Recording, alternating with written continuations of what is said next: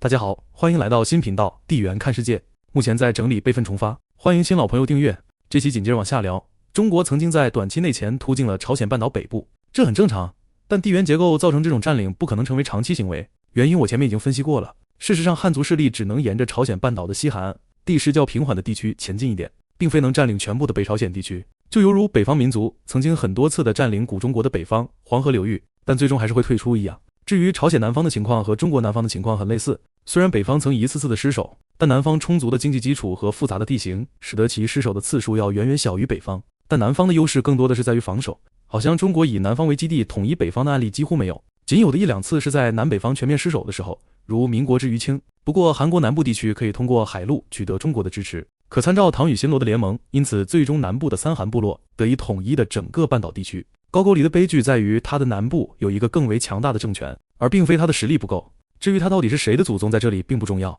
我们知道它是属于森林渔猎民族就够了。需要注意的是，这里对朝鲜南北的划分并非是以38度线为标准的，那是政治的产物。从地缘的角度来看，半岛北部的东北方向为山地，主要作用为在半岛形成统一势力后抵挡其他渔猎民族的进入，西北部为西海岸平原地区，南部主要为丘陵平原地区，即可成为重要的农业中心，又可依地势进行有效的抵抗，使外部势力难以立足。由于西海岸平原地区与辽东地区有狭窄的通道相连接，这部分也成为汉族强盛时在半岛地区最容易进入的地区。汉族希望以此为跳板，进而占据整个半岛。不过由于这块地方与中原地区的联系是那么的紧密，东侧的山地又始终对这片平原造成强大的压力，而南部的丘陵地形又难以深入，因此最终被放弃也就是自然的了。同样的道理，渔猎民族强盛时也会进入辽东地区，将这里作为进入中原的跳板。如果还是理解不了的话，可以把平壤所处的西海岸平原地区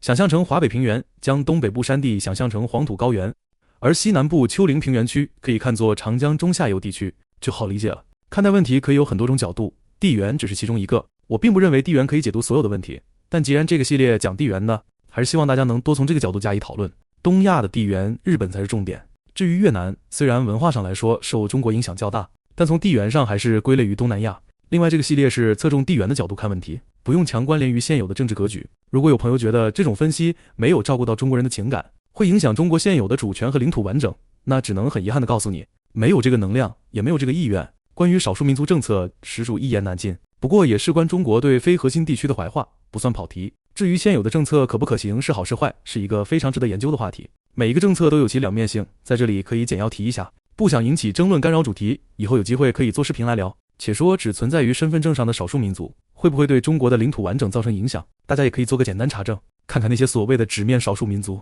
会不会比台湾的那些汉族人更有独立倾向。当下是没有问题，但几代以后按目前既定政策下去的话，很难保证这些汉改少不认同自己的少民身份，而一旦认同就永远认同，这可是大麻烦。看看湖北恩施地区的土家族的例子就知道了。恩施、湘西、重庆等地几百万土家族，绝大多数在1980年代以前都自认为是汉族，只知道自己是土家或本地人。1980年代民族识别恢复土家族成分后，起初大家也不当回事儿，但经过40多年宣传、教育、政策加持、高考加分、干部提拔倾斜、民族文化节、穿土家族服装、上新闻这些操作，现在很多年轻人已经彻底认同我是土家族，不是汉族，甚至有人开始编造土家是古代巴人正统，和汉族毫无关系的历史。极端者还出现土家应该独立、建立土家帮的言论，虽然现在还属于极少数，必定是个隐患。实际上现在的土家族有差不多一多半是解放后民族划分时有汉族改过去的，但现在你回头给当年那些汉改的土家族后代说，你看他们认同汉族还是土家族？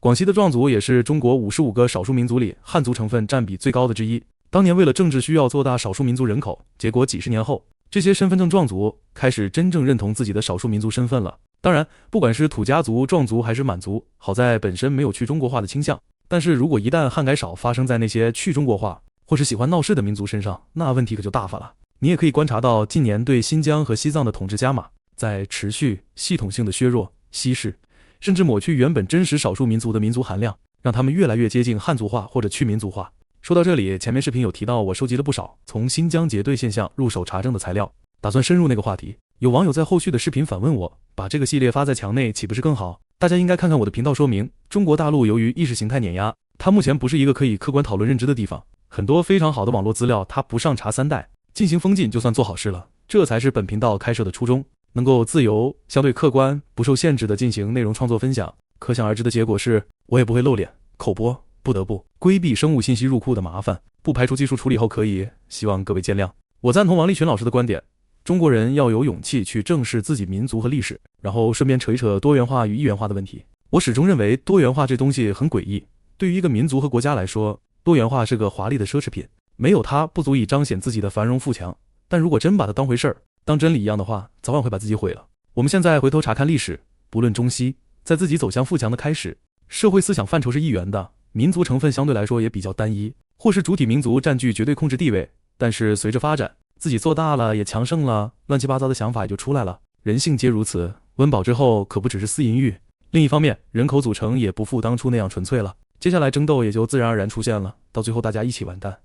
留下一片废墟，然后接下来又重新上演另一层次或形式的一元多元演化之争。我们从上可以看出，多元化根植于一元化，得益于一元化发展带来的丰厚成果。不过多元化对于一元化这个生身老子可并不领情，反而是极尽毁坏之能事，先是废掉一元化，接下来再把自己也给毁了。因为他干掉了一元化，就干掉了自己的根基。在我看来，多元化简直就是人类文明发展的副产物，且是危害性巨大的副产物。可惜的是，很多人都把这个本是事物强盛的表征当做了强盛的本因。从以上的分析出发，我们有足够的理由不看好美国的远期，注意不是近期的前景。而且美国一旦倒下去了，就很难在一片废墟上重建起来，即使重建起来也达不到自己过往的高度。原因无他，美国太多元了。由此我们可以看出中国先人的智慧，一次失势倒霉不要紧，下一次爬起来就是。由于政治的原因，我们在中学以前接收的很多信息是错误的，或者说是模糊不清的，这并不是失误，而是故意为之。这其中的原因同样不是本系列讨论的重点，尽管中式教育也是一个值得探究的话题，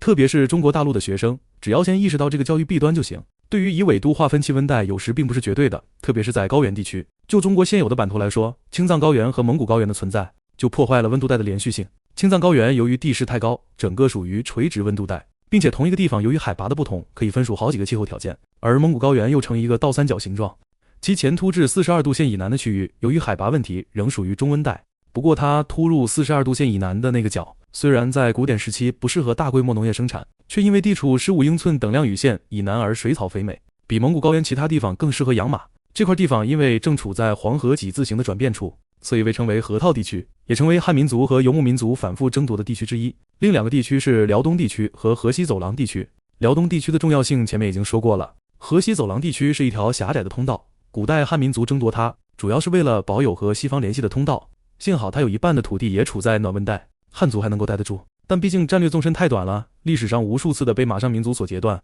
能否获得上述三个地区，是古典时期的中国是否强大的重要标志。而这三个地区也恰恰处在适合耕种的暖温带与难以耕种的中温带交界处，长城也大致休止于此。中国的核心区之所以长时间困于长城以南，并不是由于实力问题，而是以北地区并不适合耕种，对农耕民族缺乏吸引力。现在随着农业技术的发展，中温带地区已经可以展开大规模的农业生产了，因此这些地处长城以北地区已逐步成为中国的核心区了。东北地区就是最典型的例子。现在农业的地位没有古典时期高，也是一个重要的原因，但在中国来说，农业因素始终是最重要的。另外，对于中国为什么没有继续往中南半岛前进，从温度的角度也能得到一定的解释。汉民族所能适应温度带，主要在暖温带和亚热带，太冷固然是不行，太热也很难吸引到足够的移民。因此，在经历过几次尝试后，古典时期的政治家们逐渐放弃了将疆土再向南伸的想法。温度是一方面，地形也是一方面，当然小规模的民间移民也是一直存在的。不过大部分人经过一段时间后，因为要适应当地环境而被本地民族同化了，